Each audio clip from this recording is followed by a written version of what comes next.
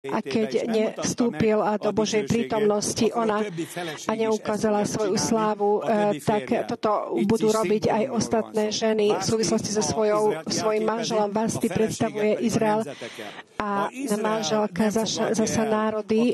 Keď Izrael nepríjme výzvu kráľa, tak aj národy budú nepokorné, pretože národy budú predstavovať vzťah k Bohu a preto je dnes takýto svet. Nemusíme obviňovať Židov, ale treba sa za nich modliť, aby pochopili, že keď kráľ ich volá, aby išli, keď Ježiš prišiel, tak povedal, že znova a znova vás vyzývam ako kohút svojej sliepky a preto ste sami vo svojom dome, takže takto sa dá pochopiť, takto sa dajú pochopiť dejiny a preto je veľmi dôležité pre kresťanov, aby sa modlili a aby pochopili kresťania, že keď túto službu prihovárania oni nekonajú, tak tento svet bude stále horší, lebo svet sa len vtedy vie obnoviť, pretože nie cirkvi dal Boh, aby národy vniesol do kráľovstva, ale úlohou cirkvi je, aby osoby vniesli do Božej prítomnosti a z tohto, aby sa vytvoril ľud k zachovaniu, ale samotné etnické skupiny musí voviesť Izrael do Božej prítomnosti a preto je veľmi dôležité, aby sme sami modlili za Izrael a za Jeruzalem, aby vstúpil pod moc kráľa, pod vládu kráľa, pretože potom budú jeho nasledovať iné národy. Dovtedy na zemi nie je pravda, nie je pokoj, dovtedy nie je dobrá existencia. Ľudia takisto alebo horšie obdobia budú prežívať ako doposiaľ v dejinách. A ešte nie je rozhodnutá táto otázka z hľadiska špirituálneho, o ktorom hovorím, ale tam je jedna situácia, stav, kedy by sa to mohlo pohnúť, pretože je jeden moderný Izrael, ale samotný moderný Izrael nenaplní Božiu dokonalú vôľu, pretože Božia dokonalá vôľa je tá, aby sa navrátila sláva na zem a preto Izrael musí poprvýkrát prijať výzvu kráľa, aby sláva zostúpila na nich a preto je to tak, že kráľovná sa musí v sláve zjaviť pred kráľom. Takže Izrael musí najprv, že sláva na národnej úrovni, aby bola získaná. Je to veľmi zaujímavé, hlavne pre mňa. A ja si myslím, že to je najmotivačnejšia časť v mojom srdci v súvislosti s týmito faktami. Už skrze 40 rokov s týmito myšlienkami zápasím. Keď som sa obrátil, tak som prijal tieto pravdy do svojho života a tieto ma motivujú k tomu, aby som nezaspal, pretože vidím, že od tohto svetlejšie nevedia pochopiť momentálnu úroveň milosti, plán Boží v súvislosti s jeho časom a v súvislosti s týmto aj rozvíjanie sa a poriadok času. No ale pozrieme sa ďalej, keď som spomenul, že to, že ľudia tu bývajú na zemi, že aj tento čas je konkrétne určený. Ja som majiteľom a hovorím ti, že tu je jeden byt, ja ti ho dám, aby si ho prenajal na 30 dní, ale ja mám takú moc, že ty nechceš 30 dní bývať v tom byte, ale 30 rokov.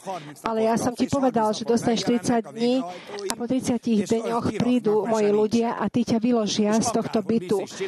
A hoci čo budeš robiť, tak ťa oni vynesú z tohto bytu a približne takto pochopíme v súvislosti s bývaním od Boha tu na zemi, pretože aj on nám povedal, že ľudia, dovtedy budete tu bývať na zemi, ďalej nie. A či sa vám to páči, alebo nie, či súhlasíš s týmto, alebo nie, aj vtedy prídu moji služobníci, kniha Zjavení o tom hovorí, Takže tí anjeli, ktorí sa tam opisujú, sú takýmito. Jeden ide do neba a druhý do pekla a tretí zasa idú do nasledujúceho obdobia sveta.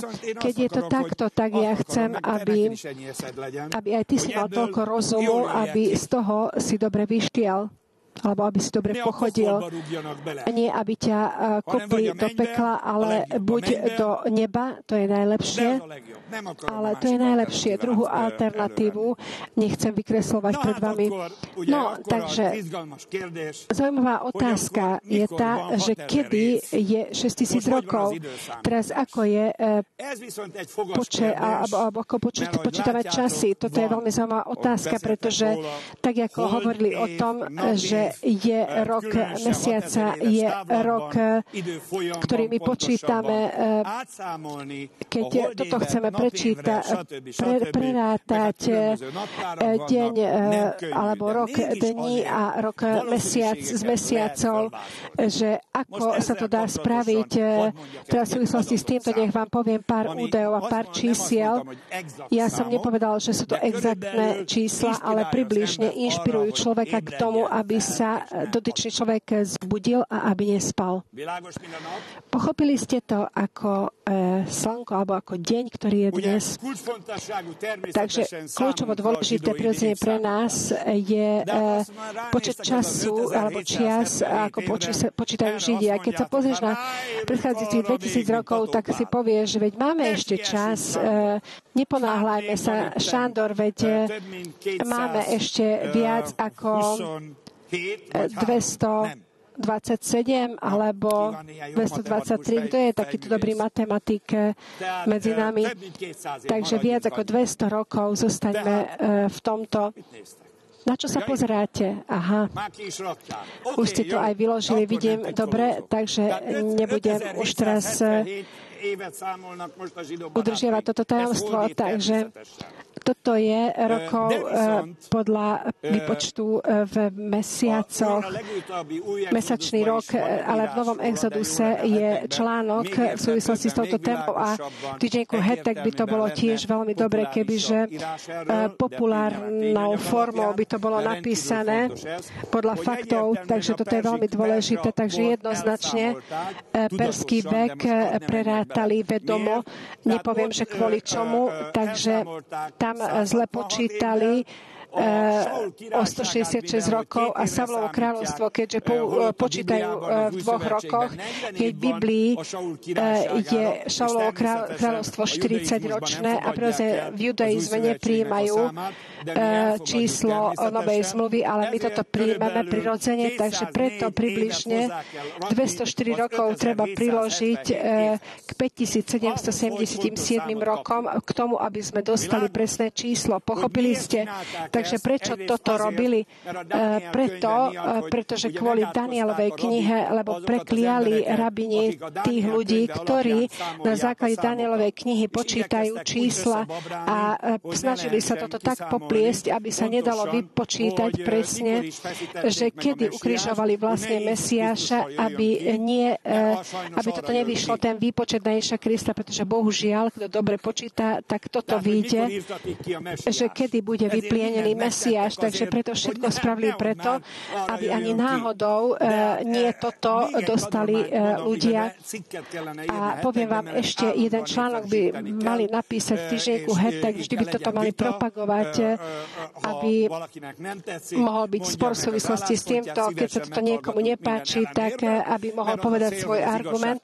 Našim cieľom je to, aby sme prišli na pravdu, že v skutočnosti teraz v ktorom roku sa nachádzame podľa presného výpočtu rokov, ale jedno vám viem povedať, že 5777 rokov není dobrý rok, keďže Saulovo kráľovstvo počítajú na 2 roky, i keď 40 rokov je Saulovo kráľovstvo jednoznačne, 2 roky Saul nemohol vládnuť.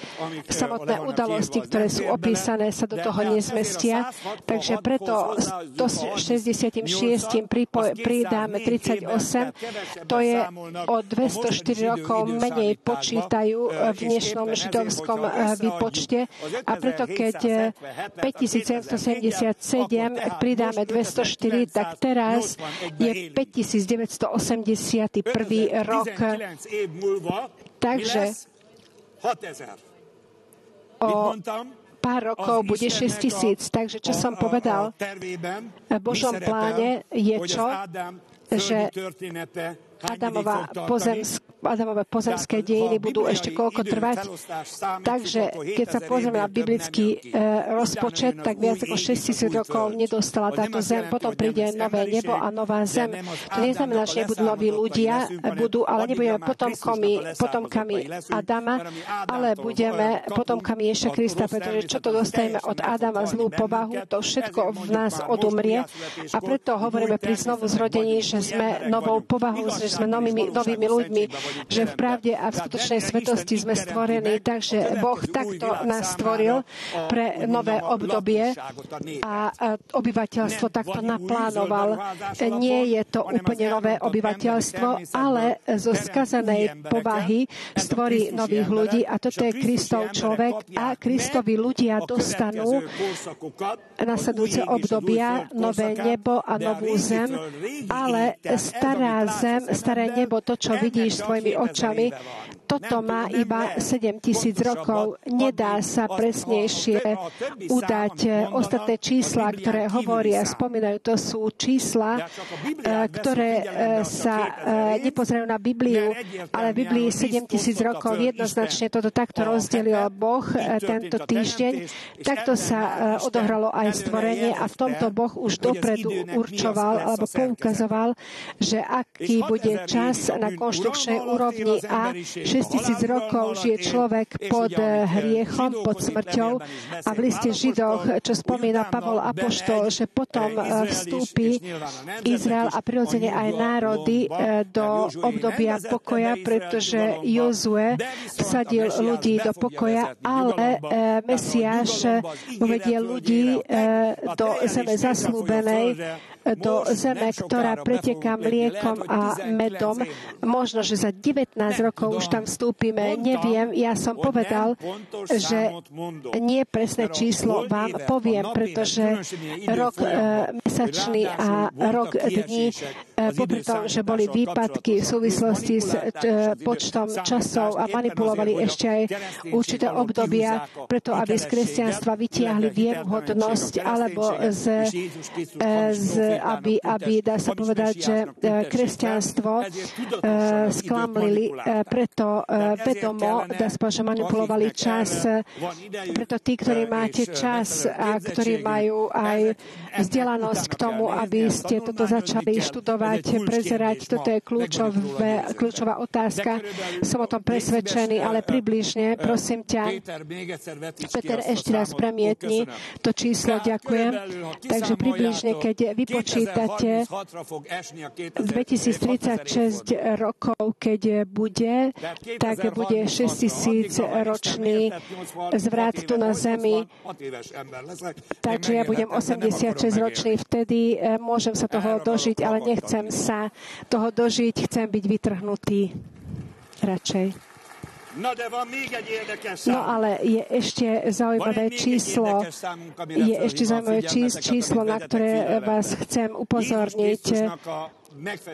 To je ukrižovanie Ježiša Krista. V súvislosti s týmto bol spor v roku 2000 a preto, keď sa pamätáte, tak som hovoril, že zrodenie Ježiša Krista, preto nemôžeme hovoriť na zmenu období, pretože Ježiš Kristus pod zákonom sa narodil a pod celým pozemským životom žil pod zákonom, takže Ježiš Kristus približne až po moment smrti žil pod zákonom a kým Ježiš Kristus nebol ukrižovaný, vtedy trvalo obdobie zákona, takže nie nové obdobie bolo, keď slúžil Ježiš Kristus tu na zemi. Nemôžem povedať, že nech mi otnú hlavu, ale Ježiš Kristus zrejme hovoril, že ukončenie obdobia sa udialo vtedy, keď Ježiš Kristus bol na kríži, pretože Ježiš Kristus aj pre zákon zomrel a nie pod zákonom, on bol skriesený zo smrti, ale v druhej dimenzii v milosti sa vrátil naspäť a práve kvôli tomu Ježišovi Kristovi, ktorý pochádza z židovského prostredia, vedia veľmi dobre, že zomrel Ježišovi Kristovi od zákona a takto sa oslobodia od zákona a od prekliatí zákona. Takže potom Pavol nehovorí, že naschvál žite bez zákona, treba naďalej naplniť zákon v špirituálnej forme pod vedením Ducha Svätého, pretože nestojíme v službe zákona, pretože Pavol apoštol hovorí, že toto je služba odsúdenia a služba ducha je službou pravdy a toto je o mnoho lepšie obdobie, ako keď sme slúžili v období zákona, kedy sa ukončí obdobie zákona, kedy zomrel Ježiš Kristus.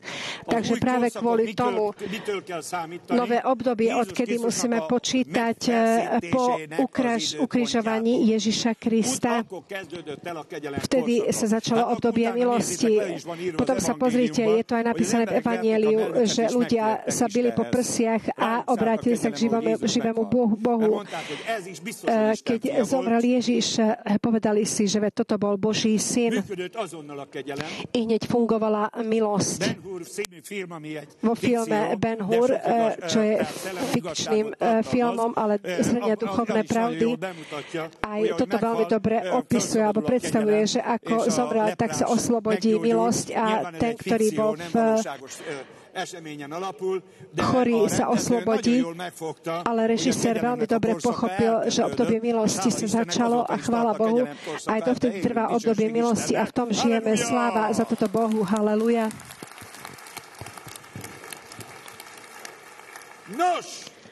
No, itt is vannak bibik. 1973 előtt is nyilvánvalóan olvastam pred rokom 1973 som takisto čítal Bibliu, ale na vedeckej úrovni od 73. roku som sa začal zaoberať s Bibliou.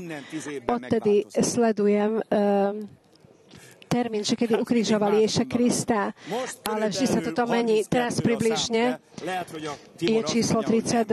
Možno, že Tibor mi povie, že nie. 34, 35. Takže teraz približne 32. Od tohto bolo viacej.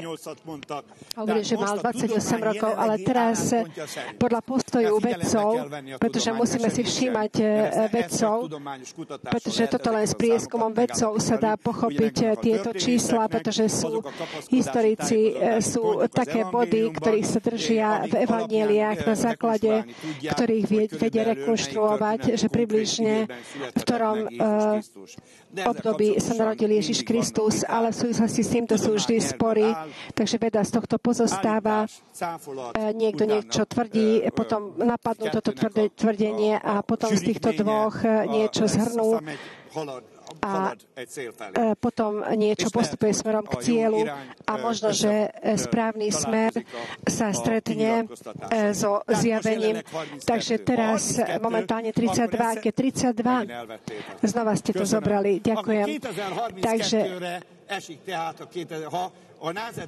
Takže 2032 je ten rok, kedy ukrižujú Ježiša. Takže nielen o ukrižovaní som hovoril, ale som hovoril o ukončení zákona.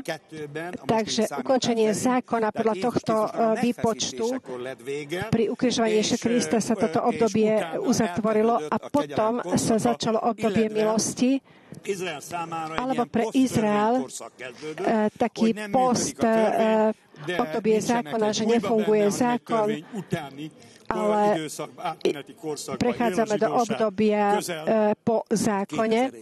A potom to žije Izrael už viac ako 2000 rokov. Čo sme v Hozeášovi, že dokedy trvá toto obdobie duchovnej smrti. Ezekiel toto veľmi dobre predstavuje v doline zjavení, že dokedy toto bude trvať 2 dni. Takže preto hovoríme to, že nie len my, ale aj rabini toto prijímajú, že táto veľká diaspora bude trvať 2000 rokov. A obdobie ukrižovania Ježiša Krista prirodzene oni si nevšímajú, ale ja si nemôžem toto dovoliť ani ty, pretože Kristus je centrom a nemôžeme za toto, keď máme pravdu, a nemôžeme za to, že Abraham, Mojžiš, prorok Izajáš, prorok Jeremiáš a všetci proroci hovorili o Ježišovi Kristovi veru.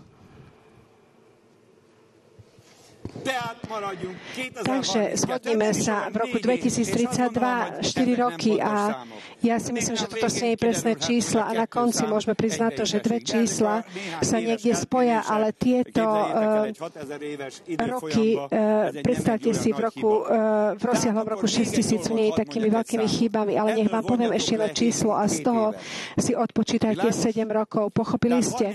Takže od 32. si odpočítajte 7, koľko dostanete? 25. Takže v 25. sa môže začať Antikristus, keď tieto čísla sú presné.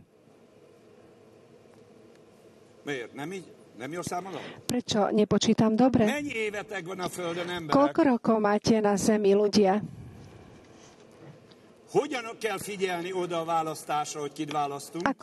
Ako musíš dávať pozor na to, že koho si máš zvoliť pri voľbách? Ja už teraz sa modlím, že aby Maďarsko mali takého vedúceho, ktorý je biblicky znalý. Toto je kľúčové, dôležité pre kresťanov, a preto o tomto hovorím. Keď nebudú takí vedúci štátu, ktorí poznajú Bibliu, tak tí sa dostajú pod strašné odsúdenie. Len také štáty sa vedia oslobodiť, ktorých bude podieľať Boh v takej milosti, že má biblickú vzdelanosť ten štát, a ktorí si budú všímať biblické proroctvá. Tie národy majú možnosť k tomu, aby väčšia katastrofa, a oni prežijú katastrofu prirodzene, ale nie zlikvidovanie. Takže, mladí, asi takto sa pozerajte do budúcnosti. Nemáte, alebo máte budúcnosť veľkú, ale len v Pánovi. Na prirodzenej úrovni nemáte budúcnosť, pochopte to. Nemáte takú budúcnosť, ako som mal ja, i keď ani tá nebola taká veľká. Na prirodzenej úrovni vy nemáte veľkú budúcnosť, ale v Pánovi môžete mať veľkú budúcnosť. Chápete, čo vám hovorím? Že ste hlúpi, blázni, keď toto si nevšímate, a keď utekáte do priepasti slepo, hlucho, hlúpo, a keď nepočujete výzvu kráľa, že v posledných časoch žijeme. Od 20 rokov táto kríza, ktoré budú poukazovať na tieto čísla, pretože stále sa toto bude viacej pociťovať vo svete, pretože v predchádzajúcom 1,5 roku sa dalo toto cítiť. Len si spomente, že aké dramatické voľby boli v Spojených štátoch amerických, a odtedy aký dramatický boj prebieha po zvolenom prezidentovi a medzi druhou spoločnosťou tohto štátu a medzi tými ľuďmi, ktorí si myslia, že tieto konflikty sa budú usporiadávať a že budú menšími, tak tí ešte nikdy nepoznali alebo nečítali Bibliu. Tí si všímajú iba svet. Takže tu je čas. Tu je čas. Ja som nehovoril, že toto sú konkrétne čísla. Môžu byť toto minusy a plusy.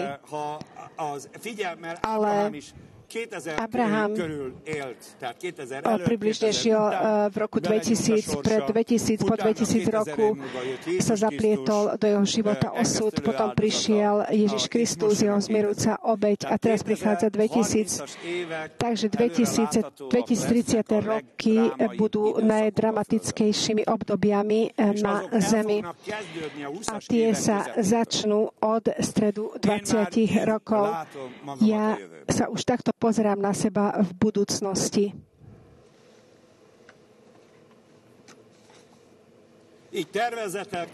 Takto plánujte. Takto sa pripravujte.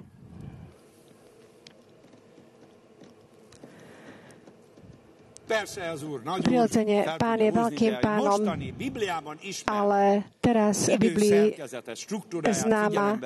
známy konštrukčný čas. Nevieme iné povedať.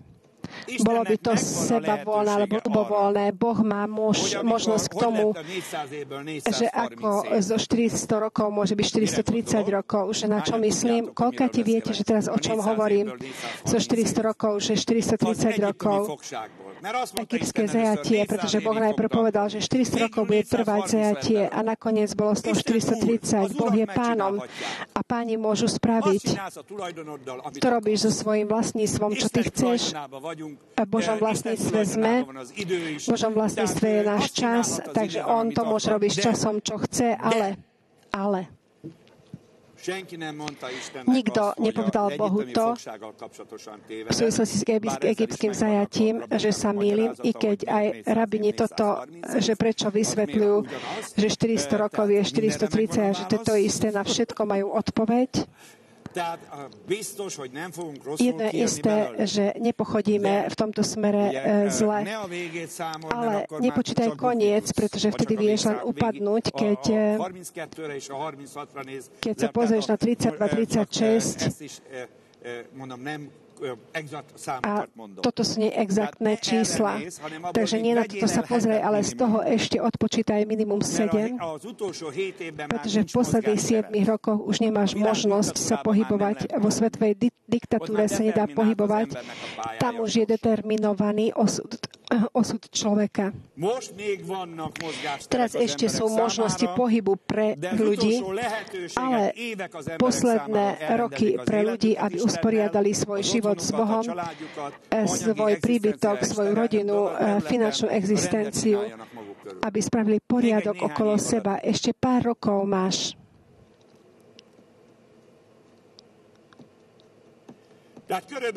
Takže približne na pečate sa takto pozrieme. Zlakli ste sa? Dúfajme, že nie. Tieto údaje sa vám zdajú byť také nepravdivé? Nie. Sú skutočné, pravdivé, ale v súvislosti s koncom čias v 1. Tesaloničanoch 5. kapitole vám musím prečítať, aby ste sa nezlakli, ale vieme, že také zrejme budú obdobia ukončenia, období sveta, že vo fóbii budú zomierať ľudia.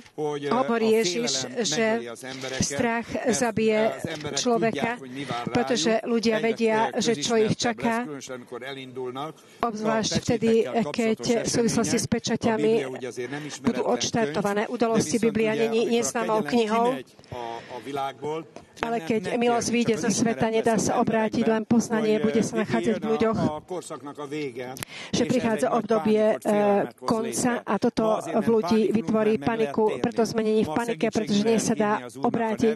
Dnes vieme volať na pomoc Pánovo meno. Pán odpovedá na náš život, zotrie naše skutky, naše zlé skutky a hriech, ale prídu také obdobie, kedy hlúpe panny sa nevedia obrátiť, nevedia preberať milosť, pretože už sú zatvorené dvere milosti. Pochopili ste? Hej. O tomto hovoria dejiny, že či múdra alebo hlúpa panna si a že ako kráčaš Pánovi. V 1. Tesaloničanoch 5. kapitola.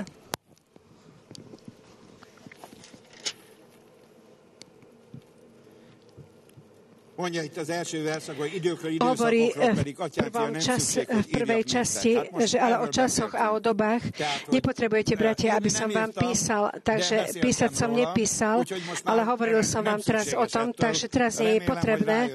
Od tohto dúfajme, že ste prišli na to, že na 6000 rokov sa sústredte, takže nie 2000 rokov bol zvrat.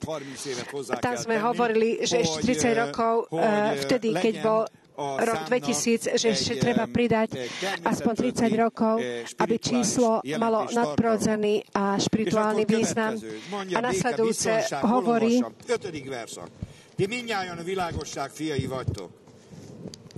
od 5. verša, že lebo vy všetci ste synmi svetla. Prečítam rýchlo aj druhý verš, lebo sami dôkladne viete, že deň Pánov príde tak, ako zlodej v noci.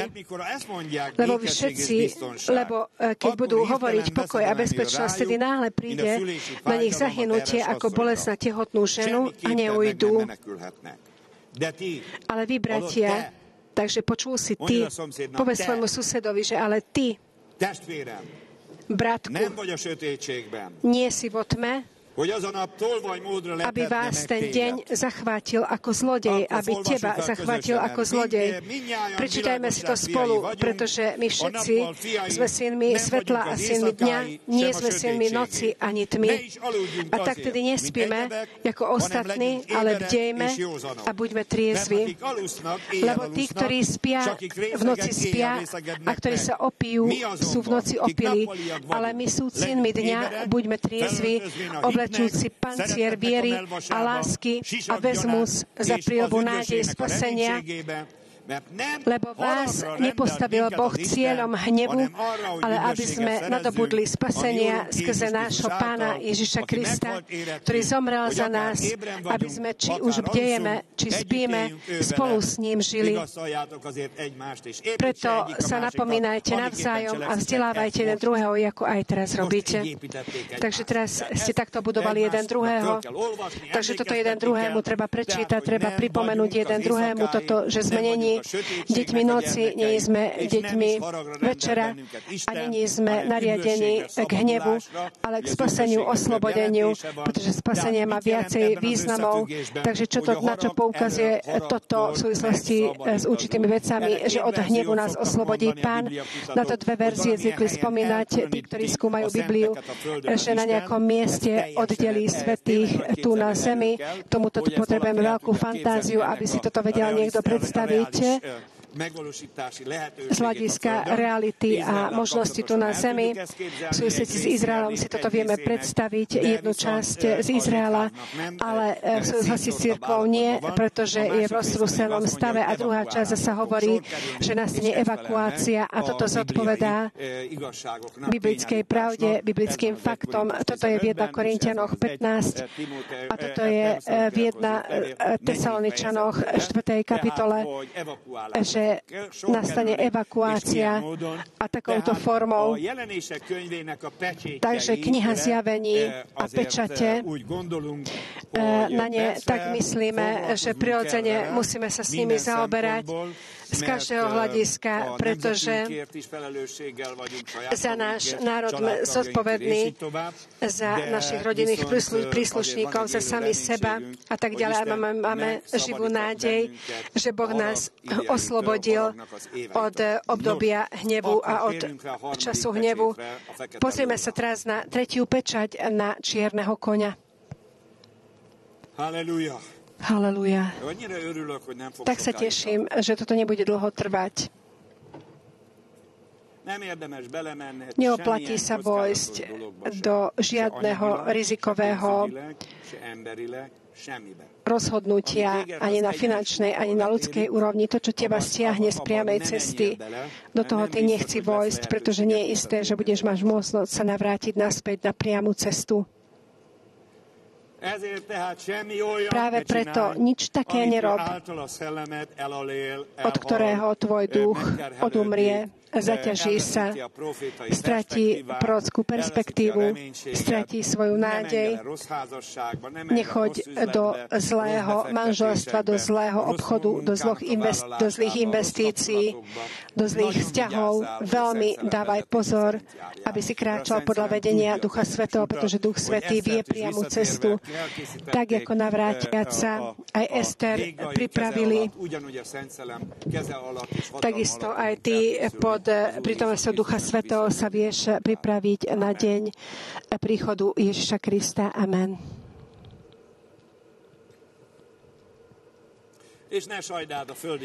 A neľutuj pozemské veci, pretože sme v Božej sláve. Božia sláva, všetko zostane tu a všetko ti dá na vyššej úrovni. Keď ty máš pekný dom tu, tak ver mi, že v Jeruzaleme budeš mať možno, že v časti víl najkrajších domov svoj dom alebo svoj byt.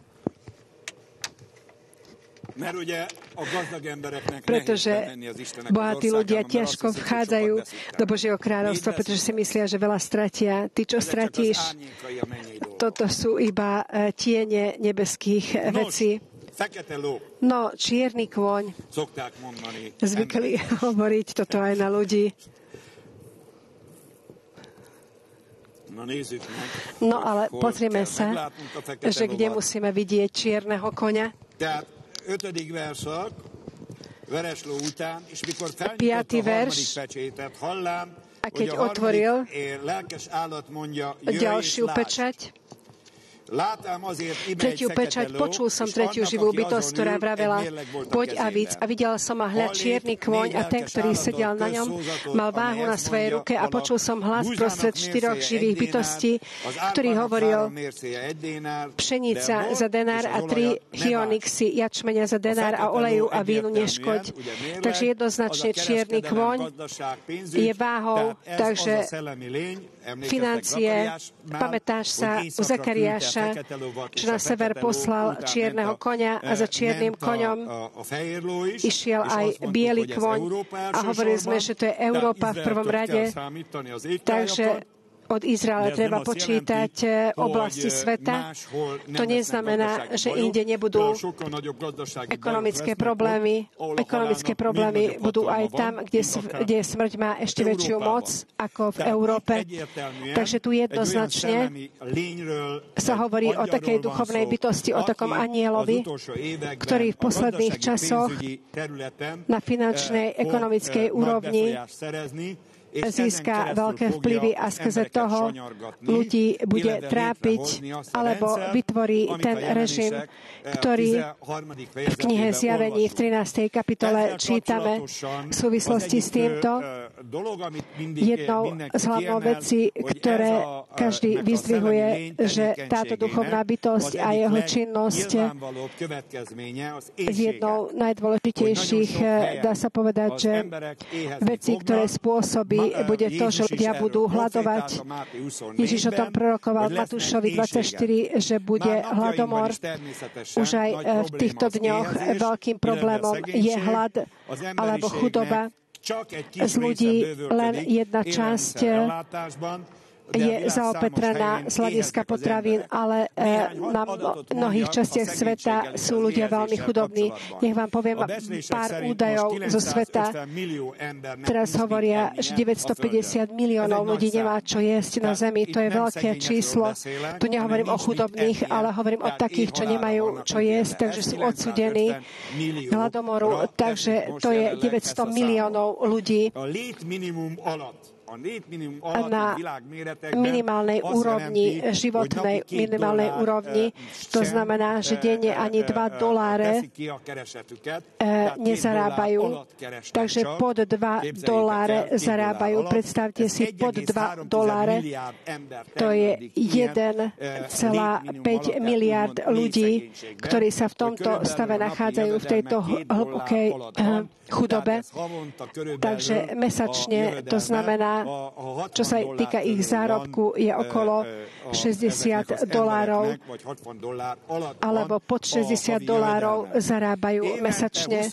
Ročne 24,000 ľudí zomiera od hladu na rozličných častiach sveta a obzvlášť v južnej časti Afriky je veľmi veľký hladomor. Tam na svete je najsilnejšia táto časť a ešte jeden údaj vám spomeniem, že na Zemi žije 7 miliard ľudí a z týchto 7 miliard 3,5 miliard ľudí žije v chudobe. Takže z ľudí, z ľudstva polovica, každý druhý človek žije v chudobe. Takže momentálne sú tieto údaje. Tieto údaje sa nezmenia. Jednoznačne vidíme, že ak taká je tendencia.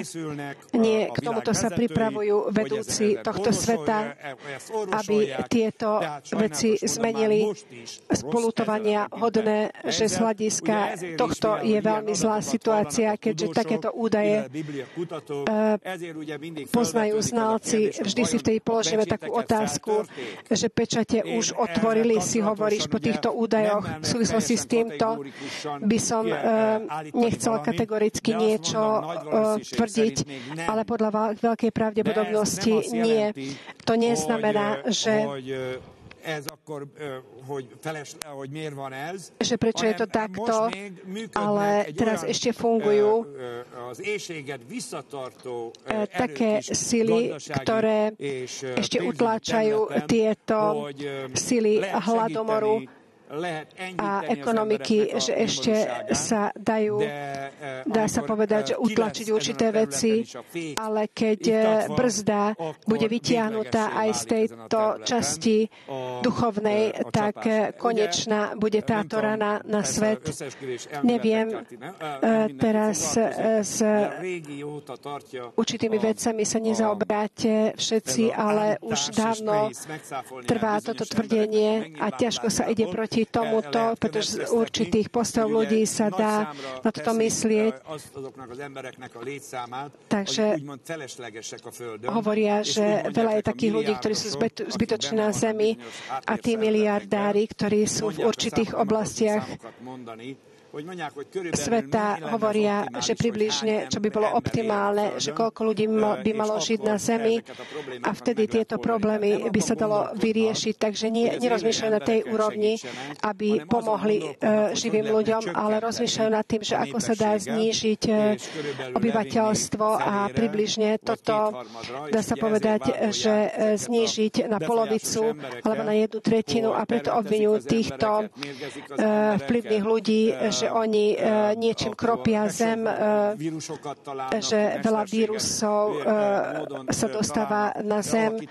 Majstrovsky vytvárajú také vírusy, ktoré vytvárajú choroby a tak ďalej a tak ďalej. Takže veľa takýchto postojov tvrdia, ja toto nepríjmam ako fakt, ja sa spolieham v dobrých veciach, ktoré sú v ľuďoch, ale neviem toto vymknúť, pretože aj pred druhou svetovou vojnou boli takéto mudrovania a aj toto katalizovalo k vypuknutiu druhej svetovej vojny. Takže keď sa pozrieme na predzvesti druhej svetovej vojny, tak nevieme toto úplne odpratať, že sú takéto veci v určitých oblastiach sveta a nevieme len dvojtvárne tomuto dopomôcť živým ľuďom tu na zemi, pretože nemá zmysel, aby toľkoto ľudí žilo na zemi, hovoria niektorí. Ja ešte raz hovorím, že nechcem tomuto veriť, pretože človek vychádza zo seba. Každý život je Božím darom tu na zemi. My si myslíme, že každý kvet nech kvitne, nech každý človek je požehnaním. My takto rozmýšľame, ale verte mi, že nie každý takto rozmýšľa.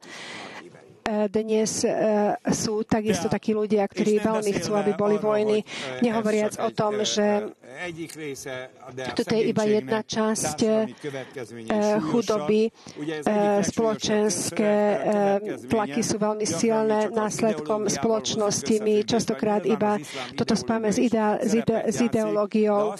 Islamská ideológia sa tiež tomu pripája, ale že v Afrike prečo ako oheň sa toto rozširuje, i keď pred pár desaťročiami sme si mysleli, že celý kontinent Afričanov budú novozrodení kresťania. Tí, ktorí sa pamätáte, v 80. rokoch sme tlieskali, oslavovali, pretože určití evangelisti naozaj s vynikajúcimi výsledkami prichádzali, že aké dary, aké obrátenia sú v Afrike, že minister, určitý politik sa obrátil a hovoril, že za krátky čas celý kontinent bude kresťanským kontinentom.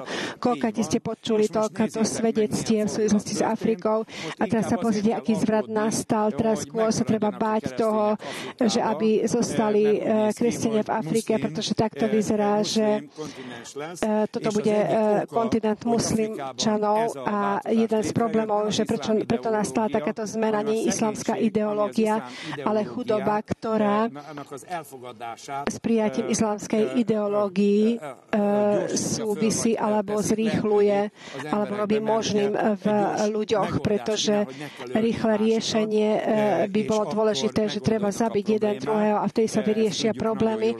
Vieme veľmi dobre, že aj pri proletárskej diktatúre bolo toto aj u Lenina.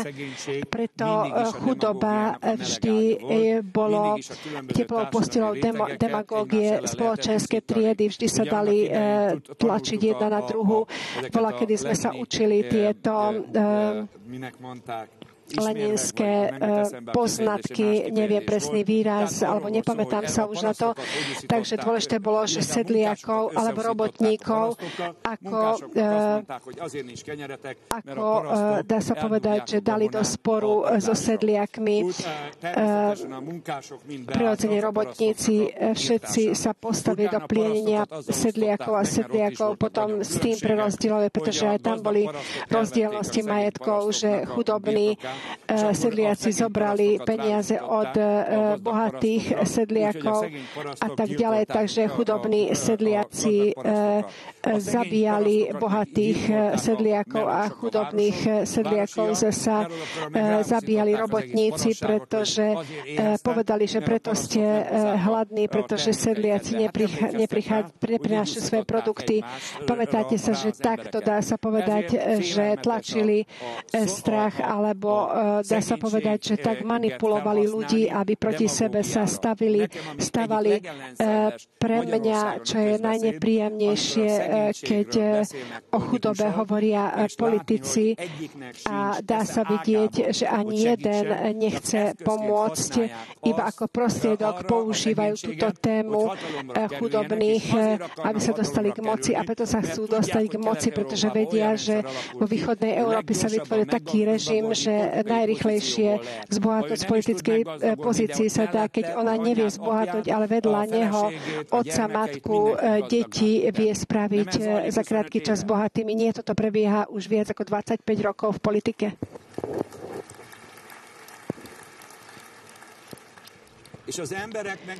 A ľudia zase uveria, že prichádzajú z ničoho s flakatými nohavicami na ulicu, teraz zase zbierajú hlasy na Olympiu.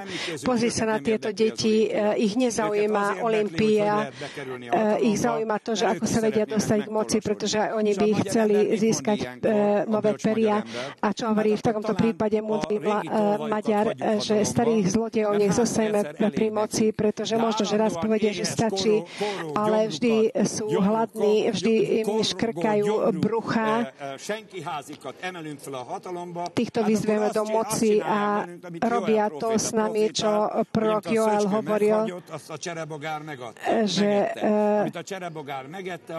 to, čo dal Cvrčok, to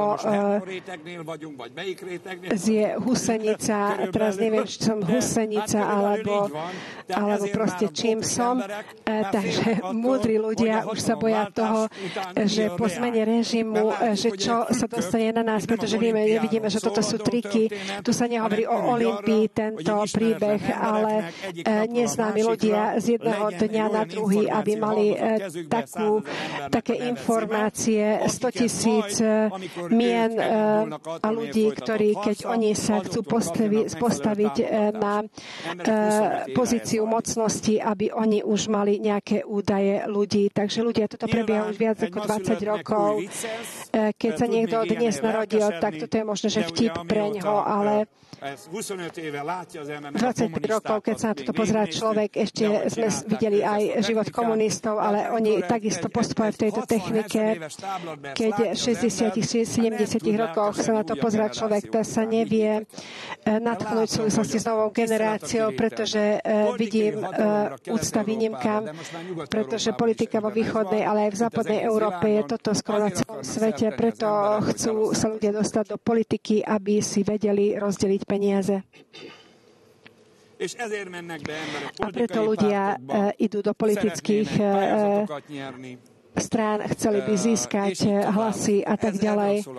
O tomto hovorí politika nie kvôli tomu, aby slúžili ľuďom, aby sa veci zmenili. Takže to bohužiaľ už je zlý vplyv demagógia, chudoby. Toto prebieha aj dnes, že klamliví ľudia sa dostávajú do pozícií politickej a vždy je ledva je medzi nimi šľachetný človek. Takže preto vylieva, takže pred takými rokmi stojíme, ktorá bude vylievať na zem takýchto ľudí. V 20. storočí sme boli úplne prekvapení, že ako je možné, že takýchto ľudí produkuje svet. Napríklad Stalin, Adolf Hitler, Pol Pot, Mao Tse-tung. Aj z jedného je veľa, keď spomenieme, ale v davoch. A teraz vidíme znova, že nie sú takýmito, ale ešte horšia vrstva sa začína vytvárať. Ja pochopím, že mladí nemajú taký náhľad na ľudský charakter, ale neskutočne zlý sa stáva človek v procesoch 30-40 rokov a ja nevidím, že budúcnosť by mohla byť krajšia, lepšia. Ako prvá časť 20. storočia bude lepšia ako druhá polovica. Takže demagógia má úplne pustošivý vplyv. Pozrite sa, nie je žiadny vážny politický program, len antikorupčné programy. Dnes skrze tohto vedia ľudia získať voľby, alebo s týmto vedia zastaviť človeka, ale že ako vybudovať štát. Preto sa o tomto nehovorí, pretože úplne žijeme v takom svete, že korupcia všade sa stáva súčasťou režimu. Nie teraz. Vo východnej Európe môžeme povedať, že od momentu zmeny režimu sa dostala do tohto režimu aj korupcia. Keď sa začala privatizácia, tak už tedy sa to dalo vidieť. Keď tak vpisovali určité závody na mená ľudí. Jeden známy mi hovoril, že tak zdedil jeden závod, že ho zavolali a pýtali sa ho, že chceš, aby si bol vlastníkom určitého závodu. On povedal, že áno, tak sa dostal k takémuto závodu. Takže všetko je takéto, ako hovorím, koruptné, nespravodlivé, determinované maďarskej spoločnosti. Keď sa pozrieme na predchádzajúcich 25 rokov Maďarska, znova vykradli noví komunisti tento štát, znova sú oklamaní a čakajú ľudia od politiky spasenie. Nemôže byť od politiky spasenie. Tešte sa tomu, keď vám dajú pokoj. Aj to je veľkou vecou a nechajú vás žiť a nechajú vás nadýchnúť. Verte mi, že je toto veľkou vecou, pretože veľkú časť môjho života som musel prežiť bojom. Vždy som musel zápasiť za základné práva a preto viem, že čo sa v tomto skrýva a nebude to lepšie. Nemyslíte si, mnohí si myslia, že je dobrý svet a odrazu sa niečo zmení. Nie. Toto zlo už trvá. Veľmi je nad povrchom a hoci ako sa človek pozerá na skutočnosť, všade vidí, že je smrad, špina a všetko hnie. Takže je čas toho, keď sa niečo rozbieha, ale nevidíme takú kreatívnu časť tohto sveta, ktorá by tieto procesy a vplyvy brala k riešeniu. Vidíme trendy, že všetko riešenie, ktoré ponúkajú, si človek len tak stlačí zuby a povie, že Bože, pomôž mi, zmiluj sa nado mnou. Takže demagógia aspoň je taká škodlivá ako samotná chudoba alebo hladomor, pretože demagógia rozdrtí, demoralizuje spoločnosti a všelijakých zaujímavých ľudí berie k vláde. Je tu písané o cene pšenice, že 3-krát bude mať väčšiu cenu ako pšenica. Ľudia v tomto období budú asi toľko zarábať, aby vedeli nejak vyžiť. Asi taký budú mať príjem, aby nezobrali hladom, ale nevedia si uložiť peniaze. Ešte aj zo základných produktov budú pociťovať, že majú stále menej. Takže skrze práce budú mať ľudia také zárodky, ktoré budú stačiť iba k tomu, aby nejak vyžili. Nie je náhodou, že pôvodný text vzťahujúci k tomuto času hovorí o otroctve. Viem, že toto ubližuje pocit človeka, pretože z hľadiska psychológie nás posilnili v tom, že sme slobodnými, ale keď sa veľmi hlboko pozrieme na veci, tak vidíme, že celý svet vedie k svetu otroctva a Boh hovorí v tomto období Antikrista, kedy s malými, čo bude robiť Antikristus so služobníkmi a s pánmi. Tam pôvodný výraz je výraz otrok, takže to znamená, že bude veľký počet otrokov na konci dejín v určitých spoločnostiach, ktoré sa neprejavujú tak, že železné reťaze dajú na nohy ľudí, ale dostanú sa do závislosti takých režimov, v ktorých režimoch v úplnej miere sú vyslúžení. Napríklad to, že ľudia nemajú hotovosť, čo sa týka financií, že hotovosť nebude existovať a určité skupiny sú riadené určenými finančnými odborníkmi a ich záujmov je to, aby v vreckách občanov bolo čím menej hotovosti, aby peniaze mali v bankách. A ďalšia vec, aby tovar nakupovali ľudia hotovosti, ale prevodom, pretože takto prirodzene toto je výhodou bank, z toho majú osoch, ale ľudia sa dostanú do takého finančného procesu, že keď príde stiahnutie peňazí v hotovosti a uvidia, že v skutočnosti nikdy neuvedia príjem svojho zárobku, pretože automaticky tí, ktorým dávajú prácu, príjem ich budú smerovať do bank a banky zasa na základe toho, že na ruky alebo na čelo človeka bude určitý znak, na základe ktorého budú platiť, ktoré predstavuje jačmeň a pšenica, čo sa týka hodnoty týchto peňazí, že tieto peniaze budú dostačujúce k tomu, aby neumreli hladom, ale jedna diabolská vec v tomto režime, že keď niekto patrí k tomuto režimu, tak to nás viaže k určitej zaviazanosti, aby obdivoval diabla a aby ho považoval za Mesiáša. A takouto formou človek stratí spasenie alebo ho vymkne zo života milosti. Toto vidíme v knihe Zjavení v 13. kapitole a preto my musíme upozorňovať ľudí, aby dávali pozor, že režim Antikrista sa buduje, stále menej peňazí majú ľudia, kriminalizujú takých ľudí, ktorí majú hotovosť. Som počul, že už aj 500 eur stiahujú z trhu finančného. A chcel by som vás upozorniť, že hlavným dôvodom tohto stavu, že ľudia sú chudobní, že ľudí vhadzujú do silných závislostí.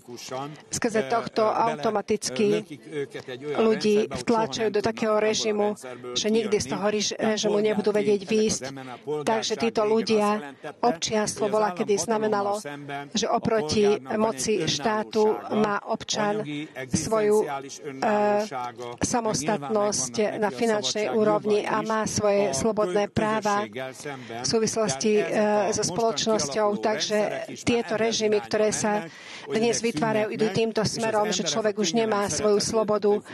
Ako ľudia kvôli pohodliu spevavo so úsmevom sa tešia, že nemusia zaobchádzať so svojimi peniazmi, že netreba ochraňovať peniaze, nech tieto peniaze ochraňuje banka.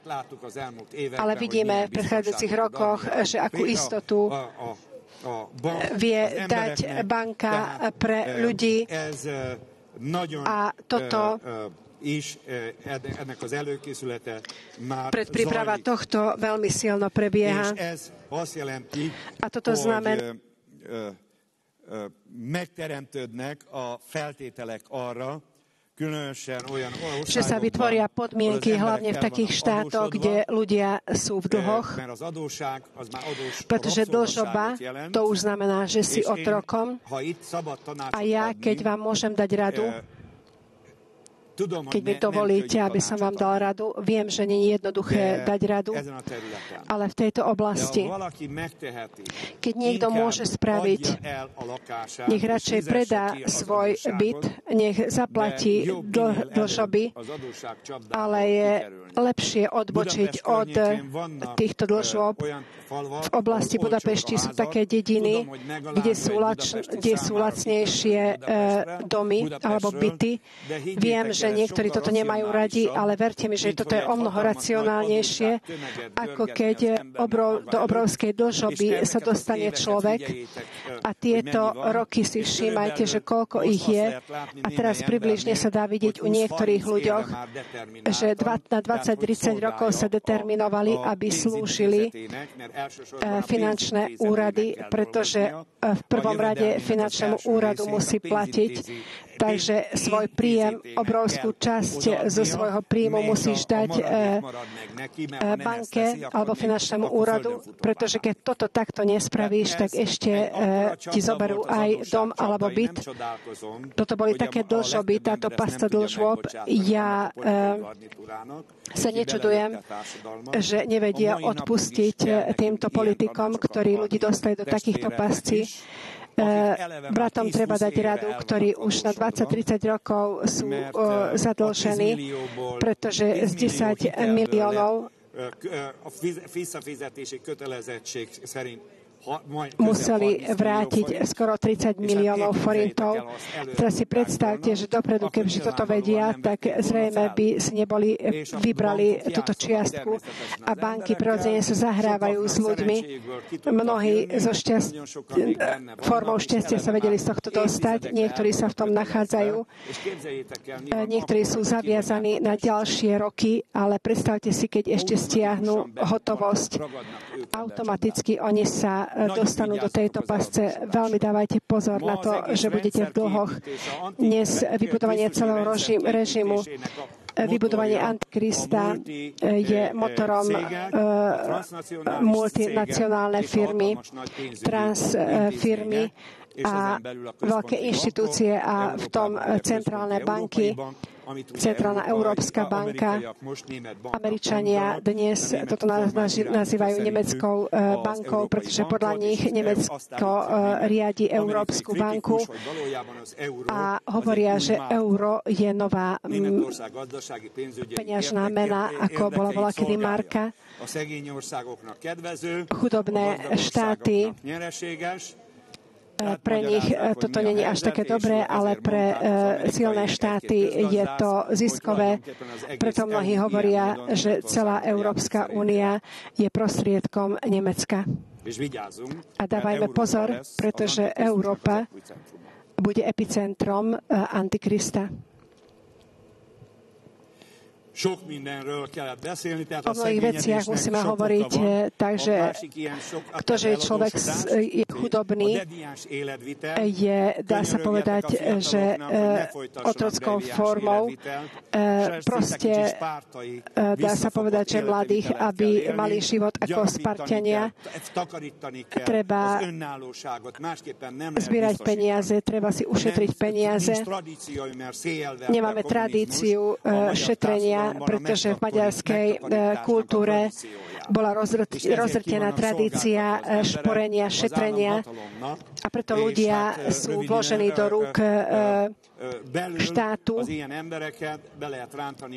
a ľudí skôr či neskôr sa dá vtiahnuť do takého režimu, pretože keď človek je hladný a nemá nič, tak vieme veľmi dobre, že také veci príjme a vyslúži také veci, ktoré za iných okolností by urobil. Preto treba dobre dopredu rozmýšľať, že ich slobodu, aby ľudia nestratili, aby sa nezadlžili, aby nežili deviantný život. Deviantný životný štýl je častým dôvodom. Pozrite sa, skoro majstrovsky rozširujú a povzbudzujú deviantský život. Ja neverím, že oni nevedia, že z hľadiska budovania spoločnosti je toto aké negatívne, že veľká časť veľkú časť mladých tlačia do samých festivalov, potom prichádza festival na Sihoti a tak ďalej, že tento život a dá sa povedať, že povzbudzovanie tohto života hlúpo, že sa napájajú na tento trend hlavne mladí a tí, ktorí, dá sa povedať, že toto robia, vedia, že prečo toto robia, že mladí stratia slobodu k tomu, aby si oni mohli slobodne zvoliť.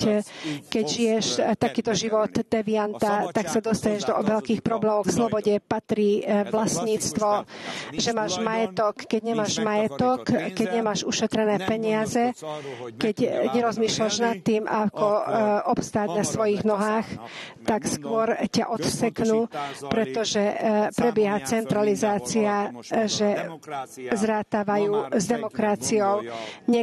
Dnes v Maďarsku hovoria to, čo hovoria, ale keď hovoríš s jedným Nemcom alebo Američanom, tak všetci hovoria, že demokracia bola dnes, čo je, už neexistuje.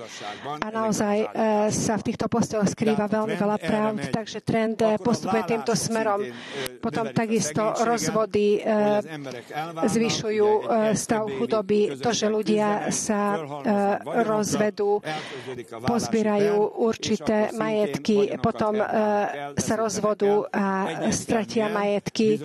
Jednoznačne sa dá potvrdiť, že rozvody takisto spoločnosti alebo osoby veľmi schudobnia a jednota rodiny je veľmi pozitívna vec.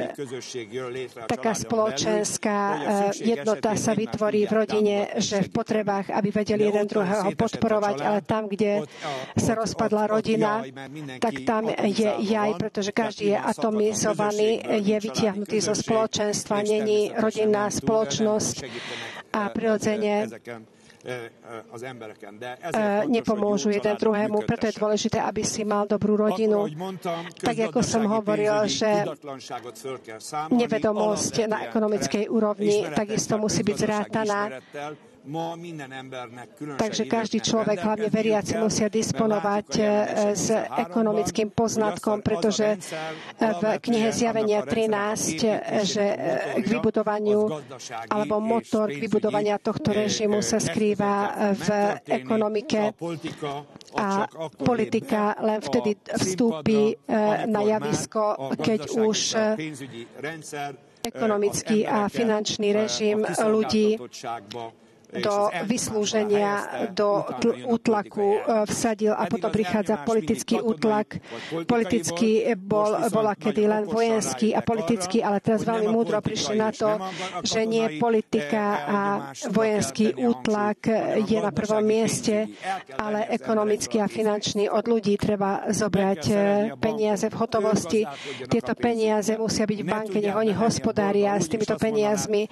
Nech nevedia tak vojsť do obchodu, že pane, koľko stojí tá pračka a potom vyberieš z vrecka peniaze a zaplatíš. Dnes, keď toto spravíš, tak ti povie jednoducho, že pane, v tejto hodnote nemôžete vplatiť v hotovosti. Keď chceš si kúpiť auto, tak tam už hovoria v nasledujúcich rokoch toto stále viac a viac budú utláčať túto čiastku. Budú hranice, boli pokusy v súvislosti s touto témou, ale nevedeli toto ešte zaviesť, aby to nevedeli spraviť, aby to bolo všeobecné, pretože spoločnosť to nechce prijať, pretože majú mnohí peniaze vo vankúšoch. Niektorí veľmi falošnou formou chcú z vankúšov vytiahnuť tieto peniaze do bank a potom chcú, aby si zvykol na toto. Zmrzlinu si ešte vieš kúpiť v hotovosti, ale také, že pračku alebo bicykel si kúpiť, to už banka bude riadiť. A potom vieš vytlačať až bicykel z obchodu, ale pozri sa na následky, že do slučky vložíš svoju nohu a pri 3., 4. stupni, že sa do čoho dostaneš. Preto ja ako konzervatívny človek zvestujem, že buď občanom, snaž sa o to, aby si bol samostatný, nechci sa dostať do závislosti peňažných ústavov. Nevieme úplne nezávislí byť od tohto, ale správ všetko preto, aby naposledy ťa odsekli. Možno, že dovtedy sa vráti naspäť Pán, kým sa toto odohrá. Ľudia pred vojnou, kebyže takto rozmýšľajú a kebyže by boli pochopili, mnohí hovorili, Židia, že prišli na to v 20 rokoch, že ľudia vedie veľký problém, ale mnoho Židov povedal, že ako? Jaký problém je? A tí, ktorí v 20 rokoch si toto všimli, odišli do Ameriky, prežili, teraz kde išli? Kde vy pôjdete? Alebo kde pôjdeme teraz? Kde? Všade prebieha tento stav zmien. Som sa prekvapil pri údajoch, že pán Trump mal jedno ustanovenie, že zo 6 štátov nedovolil, aby prišli ľudia k ním a prekvapili sa, keď povedali, že iba 60 tisíc ľudí sa toto vzťahuje, takže i hneď týchto ľudí zastavil. Teraz čo prebieha v skutočnosti? Prečo tých 60 tisíc ľudí treba vpustiť do Spojených štátov amerických? S kým sa dohodol? Nie je náhodou, že 70% z obyvateľov toto podporuje. Neviem, aký je teraz posledný postoj, ale prebieha veľký boj. Včera som hovoril s jedným pánom, vrátil sa naspäť z Austrálie a povedal, že všetko je také dobré, že na takých hodnotách sedia Austrálčania, ale jedno si nevšimnú, že ich je len 24 miliónov a ich susedia sú muslimi a ich je 320 miliónov. A keď sa oni dostanú k nim, tak vtedy končia. A toto sa bude diať na kresťanské ostrovy. V tomto je obrovský problém. Vieme, že sú kresťanské ostrovy, veľké prebudenia boli. Dnes tieto ostrovy sú všetky pod radikálnym muslimským vedením. Stratili sa kresťania. Pamätáš sa, Štefan Buda Örši prišiel Meltari, chodili po vodách, takéto zázraky boli. Voda sa zmenila na víno a sme len pozreli, že takéto zázraky sú. Ale potom prišla invázia islamistov. Dnes na týchto ostrovoch väčšina z obyvateľov sú muslimovia. Veľký počet z Indonézie sú takí, ktorí si myslia, že ich je veľa a preto si povedia, že nech aspoň 2 milióny pošleme do Austrálii. Keď v Európe nevládzu s muslimčanmi, tak prečo si myslíme, že 24 miliónov ľudí, keď je v Austrálii, že ako bude vedieť zaobchádzať s 320 miliónmi muslimčanmi. A ty hovoríš, že Sándor, prečo si taký, že hovoríš zlé veci? Ale ja si myslím, že by sme mali o tom hovoriť, že ako sa dá zachrániť kultúra, ako sa dá zachrániť židovské zjavenie, ako sa dá vytvoriť také prostredie v novej generácii, aby ste neboli podriadenými, aby ste neboli pod takými, ktorí nemajú práva, ktorí sú otrokmi. O tomto by sme mali hovoriť. Toto je aktuálny odkaz pre nás.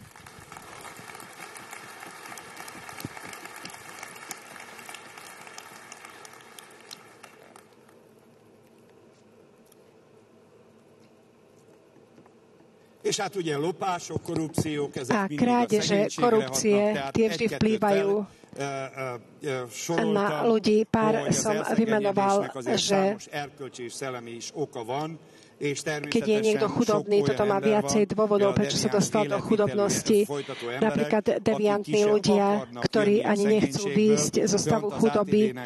Napríklad na ATVčku bol takýto prípad, že predstavili sme jeden manželský pár, ktorí boli bezdomovcami. Jeden človek im odporúčil dom, prácu, zobrali im, ukázali tento dom, ale povedali, že toto nechcú. Oni radšej chcú žiť naďalej v lese. Tak potom, čo je vlastne?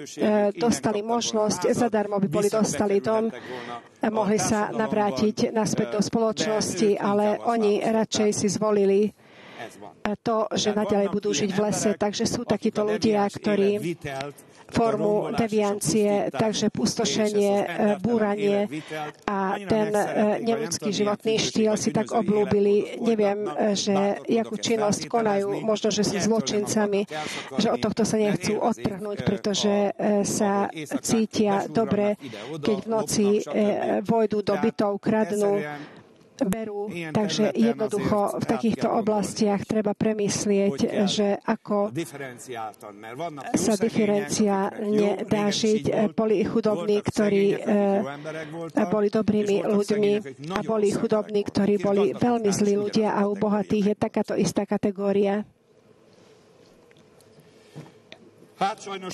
No bohužiaľ už o štvrtom koni, keďže toto je naozaj veľmi veľká téma. S tým nemám čas sa teraz zaoberať, budeme pokračovať, ale ja sa spolieham, že aj dnešné stretnutie bolo takým stretnutím, kedy som vám vedel otvoriť oči, že som vás prebudil obzvlášť hľadiska ekonomiky, financií, i keď sa nadievame v tom, že budeme vytrhnutí, ale dávaj pozor, aj bola, kedy som zvykol hovoriť o vytrhnutí, keď ty nezodpovedáš dnes zadlžíš a preto si zoberieš pôžičku, lebo aj tak ťa Pán nezoberie ťa, pretože to neveriaceho človeka nechce poškodiť. Takže práve kvôli tomu treba usporiadať tieto veci, lebo je jedna základná pravda. Keď ty berieš obeť na oltár a keď počuješ, že tvoj blížny má sťažnosť smerom k tebe, tak nehovorí Biblia, že aby si utekal k oltáru, aby si držal oltár, ale hovorí, že tvoju obeť zlož a choď k tomu blížnemu, s ktorým si neusporiadal svoj vzťah a usporiadaj ho, zaplať svoju dlžobu. Počuješ? Takže usporiadaj svoju dlžobu, aby on sa na teba nesťažoval. Takže práve preto je toto platné aj k vytrhnutiu. Takže Pán zdvihne ťa z takých dlžôb, kde následkom nezodpovedných rozhodnutí si sa dostal. Toto pochop ani kvôli tebe nebude nespravodlivý Boh. Takže preto na finančné veci musíš dávať pozor a musíš si ich usporiadať. To je inou vecou, že dlžíš banke, pretože dali ti pôžičku.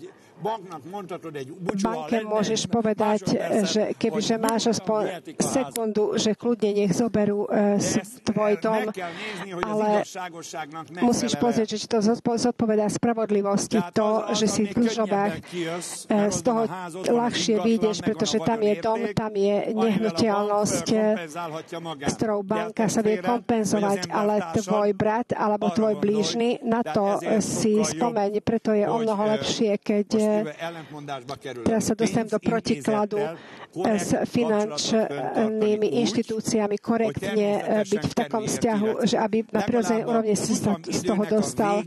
Aspoň koniec obdobia splatenia si nevidel vo večnosti. Ale aby si vedela z toho výjsť ešte v čase. A preto, ako som hovoril, že väčšie veci treba vedieť predať a potom sa dostať do menších vecí. Sloboda má o mnoho väčšiu hodnotu ako predmety. És különösen egymás között vigyázzatok. Obzvlášť jeden medzi druhým dávajte pozor. Nikomu s ničím nedlžte, iba v láske a v úcte. Toto hovorí Božie slovo.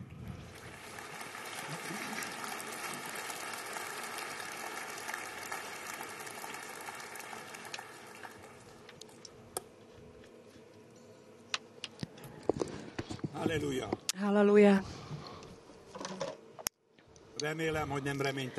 Dúfajme, že som vás nevhodil do beznádeje, pretože ste počuli, Pán nás nenariadil k hnevu, ale k spaseniu. Nebeský Otče, mene Pána Ježiša Krista s vďakou stojíme pred Tebou a poďakujeme Ti, Pane, že zodpovedajúc Tvojim slovám konáš a sme pochopili, Pane, že predtým ako by si konal hocičo, tak ty predtým si toto dal najavo skrze tvojej knihy. Pane, prosím ťa skrze Ducha Svätého v srdci každého tu prítomného vsaď múdrosť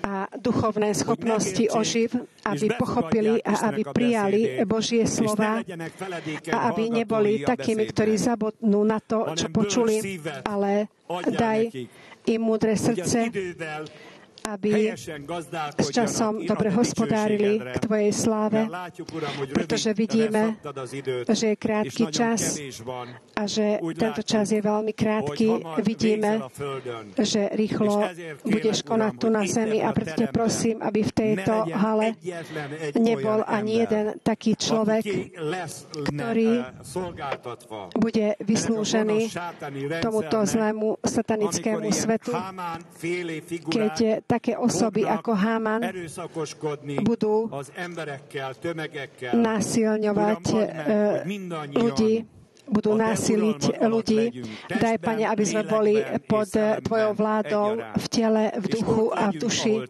Aby sme boli tam, kde si Ty. Pane, modlíme sa u Teba za Izrael a za tých židovských ľudí, ktorí ešte nepočuli výzvu kráľa, aby si im dal srdce, ktoré počuje, ktoré vidí a daj pochopenie do ich srdc,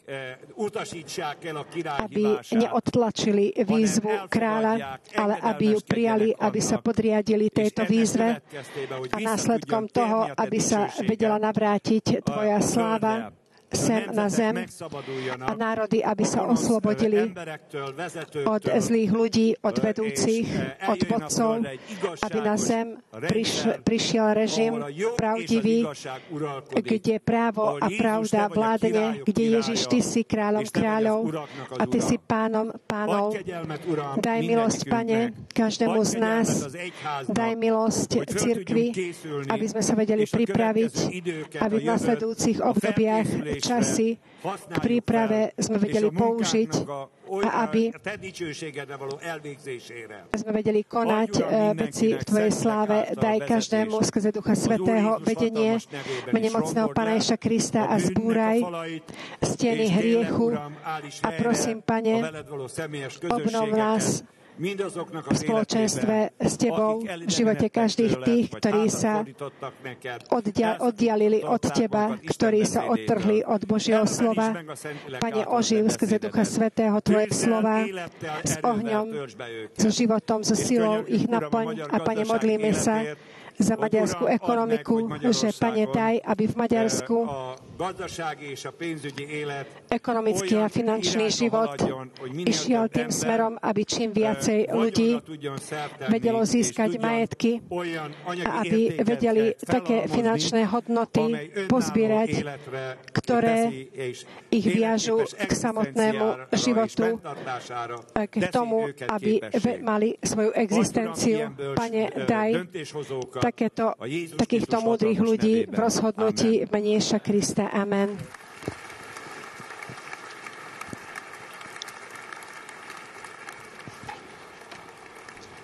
Amen. Amen.